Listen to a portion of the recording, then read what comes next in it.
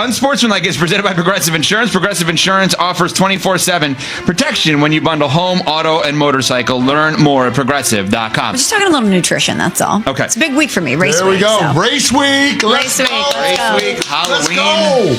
We have a big week ahead. Yeah. Smalls has a big Friday. I don't know if I'm allowed to say it, but man, oh man, a big Friday. You can say it. We'll save it. Okay, We'll save it. We'll save it. It's awesome. I'll just put it that way. Yeah, I'm All very right, let's excited. start. Green Bay beats Pittsburgh last night, 35-25. Smalls, your team won line. In Goody we trust. Nice. I like that one. Kraft gives Cheesehead let me try that again. Kraft gives Cheesehead's last laugh over Rodgers. I can't believe what was said before the season may be right during the season. Pittsburgh may finish with a losing record. Wild to think. Miami and Atlanta. Marino, 3 touchdowns in a 34-10 victory over the Falcons. What? As Chris Berman says, Smalls? Seems like Tua should continue to do his talking on the field. Falcons spin the block with their ex, and they realize the idea of Cousins is better than the reality of him. A collaborative loss for Atlanta that could cost people jobs. New York. You got to let that go. Never. New York Jets and Cincinnati Bengals. The Jets get their first win of the season, 39-38 over the Bengals. Anything is possible. The Jets won a game. This one's for Nick. 500 total yards and 39 points by the Jets offense. I'm not going to go after that because that was good, and let's just leave it at that. Nick Mangold's horrific, tragic passing yesterday. All-time iconic Jet, all-time iconic guy. Gone Ring way of too Honor, soon. Future Hall of Famer. Yes. Gone way too soon. Horrific. Yesterday. No easy way of transitioning off of that, obviously. He is from the state of Ohio, and 45 miles away from Cincinnati Stadium. Yeah. Cleveland and New England, 32-13. Pats beat the Browns. Are Drake May and the Patriots the sneakiest, dangerous team in the NFL? If ever there were a time when someone second-guessed signing a contract for $40 million a year, it might be now for Myles Garrett. As a Patriots fan, I'm going to treat them like the Patriots. I'm not happy with the first half. Oh, yeah, I'm back, baby. I'm not happy with the first. It was a crappy first half for New England. That's the way the Patriots rock. Oh, I cannot believe I'm back. All right, the Eagles beat the Giants in a rematch from a couple of weeks ago where we were at the game and the Giants won. Philly wins 38-20. Saquon, so good to see you. Blown call on a tush push adds insult to injury for Big Blue. Jackson Dart's going to have a rough rest of the way if no star wide receiver and no star running back. Not exactly fair to the young star quarterback. Buffalo and Carolina. The Bills do what the Bills should do against Andy Dalton, who's still in the league, and the Panthers 40-9. Buffalo over Carolina. Bank on the bye. Josh Allen improves to 8-0 after the bye week as the Bills crush the Panthers. Bills offense cooked down in Carolina, scoring on 7 of their first 8 possessions. Buffalo did what they're supposed to do, but they need more help on the offensive side of the ball. Chicago and Baltimore. You cannot lose this game. The Bears lost the game. Baltimore wins 30-16. No Lamar, no problem. The Ravens finally give us a glimmer of hope. Can the Ravens really rally in the North with a banged-up Lamar Jackson? Really? I feel justified in always hyping Snoop Huntley. He got a win yesterday, my guy, Snoop Huntley. Let's go. Awful loss by the Bears. We will get to that. San Francisco and Houston, 26-15. The Texans over the 49ers. This is the C.J. Stroud and Houston Texans team we expected to see this year. C.J. Stroud and Mac Jones. They are who we thought they were. Thank you for saying that. Brock Purdy is needed and wanted in San Francisco. Tampa Bay and New Orleans, the Bucs win 23-3 over the Saints. The Bucs bounce back. The Saints seem to be everyone's get-right game. Blown call takes away second defensive touchdown for the Bucs, but that doesn't stop the rout in the Superdome. Spencer Rattler out, Tyler Shuck in, number 1 pick in the draft, Saints quarterback. And Tennessee and Indy, 38-14. The Colts beat the Titans. The Colts really are that good, and the Titans really are that bad. Jonathan Taylor, better chance of winning MVP this year than Saquon had last year. Ooh. I was going there too. Do the Colts have the MVP on their roster? And if so, who is it? Their quarterback or their running back? And finally, the Denver Broncos beat up on the Dallas Cowboys 44-24. Smalls. A tale of two Pats. The Broncos lose Pat Surtain, but they get a big performance from Pat Bryant to get the win over Dallas. Broncos bully boys in trenches on the way to their 5th straight win. Jerry Jones is surprised the defense is not playing well.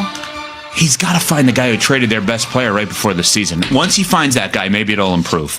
All right, let's talk about that. So the Broncos beat up on the Cowboys yesterday. The Broncos are 6-2 on the season. Bo Nix, 19 of 29, 247, 4 touchdowns and an interception.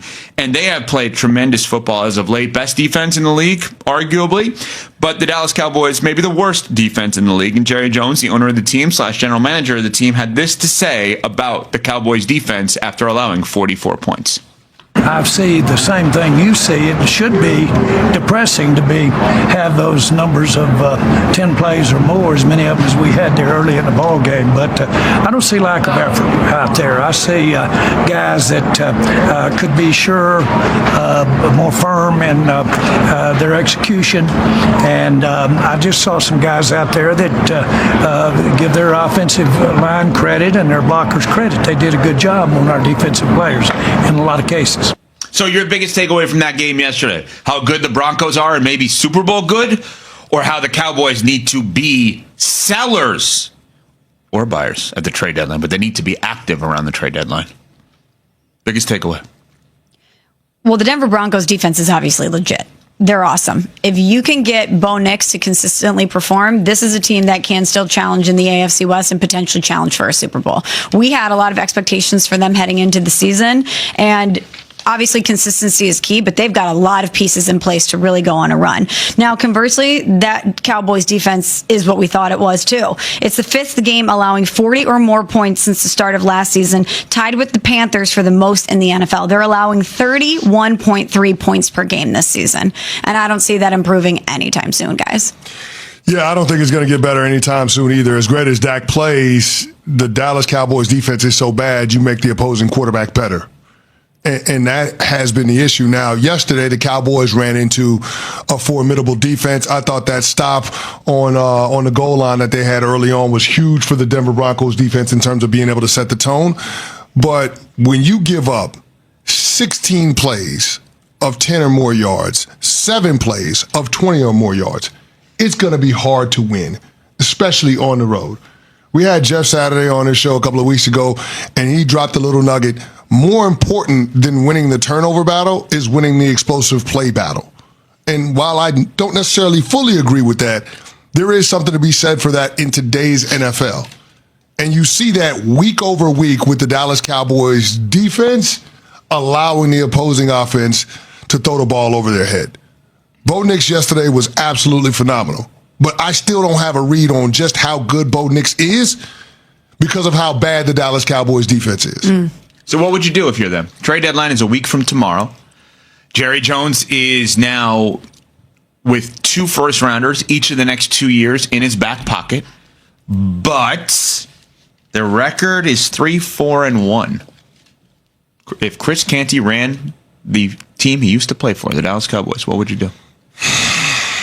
And by the way, nothing is an option 2, right? Like, you could just sit there and say, that's cool, I have 2 first-rounders each in the next 2 years. I'm not using them. I'm also not selling off pieces. You mentioned George Pickens, the kind of wide receiver that the Steelers would dream of right now. Correct me if I'm wrong. He's not signed long-term.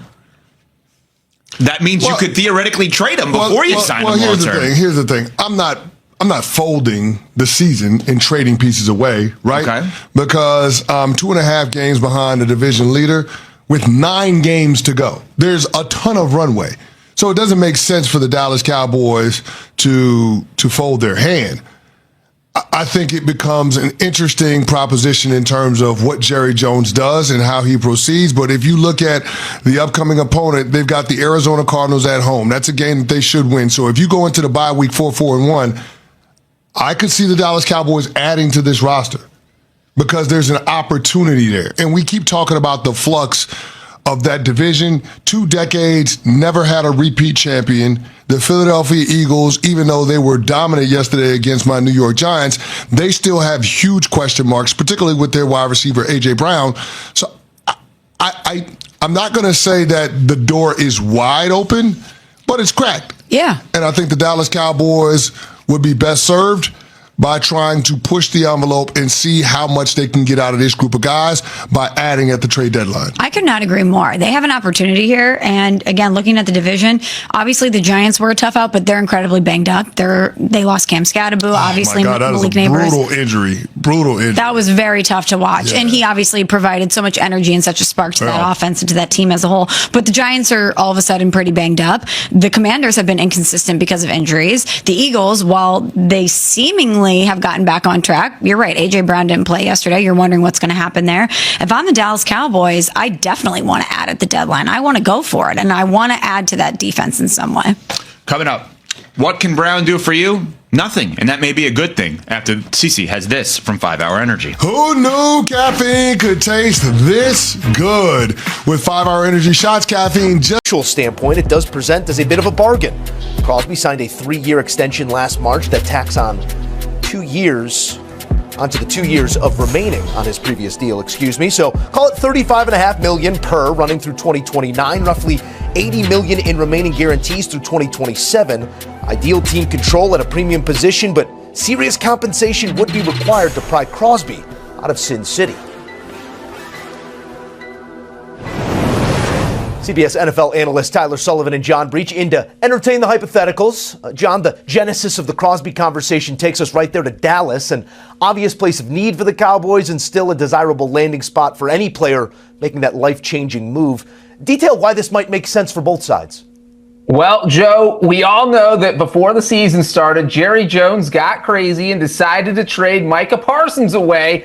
But he clearly did not think about the consequences of his actions, because that has not worked out well at all for the Cowboys defense. They have given up the most passing yards in the NFL this year, the third most rushing yards, the third most points. It has been brutal. The Bears, the Giants, the Panthers, all three of those teams scored at least 30 points on the Cowboys defense. So there's a couple games where they have hit rock bottom without Parsons. What do they need? How about a superstar pass rusher like Maxx Crosby? You throw him on that defense. The defense has been getting better each week. You add Crosby, and that is the guy that puts you over the edge. That's the guy where you feel like you can maybe win the NFC East. And so Crosby doesn't even have to go out there and record 3 sacks a game. If he's just getting to the quarterback quickly, that means the quarterback has to get rid of the ball faster. That makes the secondary better. That just makes everyone on the defense better. And we saw those numbers. Maxx Crosby, just $35.5 million a year. That's $11 million cheaper than Micah Parsons. So if Jerry pulls off this trade, maybe we have to rethink how we feel about him. I agree that this would change the way we must look at him and look at that team with the way that that offense is going. But I don't appreciate you including the Bears alongside the Giants and Panthers offenses. Only team in the NFL to score 21-plus points in every game this season, but I digress. Tyler, what might the compensation package look like for an all-pro talent at a premium position with multiple years of team control remaining? Well, it's going to require first-round capital, certainly. Now, how much first-round capital? We've seen pass rushers go for multiple first-round picks. For the Dallas Cowboys, they do have multiple first-round picks over the next few years because they traded Micah Parsons. I think certainly they should look to move one of those first-rounders in 2026, whether it be their own or from Green Bay. Arguably, whichever one you think is the most attractive if you're the Las Vegas Raiders. That would certainly be in the mix. I would throw in a day 2 draft pick, whether that's a second or a third rounder. And if they want somebody in terms of a player coming back, we saw that with the Micah Parsons trade. The Cowboys emphasized getting a player back. If you're the Raiders, maybe Mazi Smith is a defensive tackle that could be attractive to you, a first round pick of the Cowboys that hasn't really worked out in their system. Maybe a change of scenery would work out well. So you'd get a couple of draft picks, a player in return, and you're not filling the shoes of Maxx Crosby, certainly, but still you're getting something in return. Also notable, similar tax code Vegas to Dallas, but important to note that Crosby does not have a no-trade clause in that contract, so if Vegas wants to move him, they can move him wherever they please. Dallas not alone in their need, guys, for an edge rusher. Tyler, Philly remains stout in the middle, but some of those younger edges aren't taking the strides expected just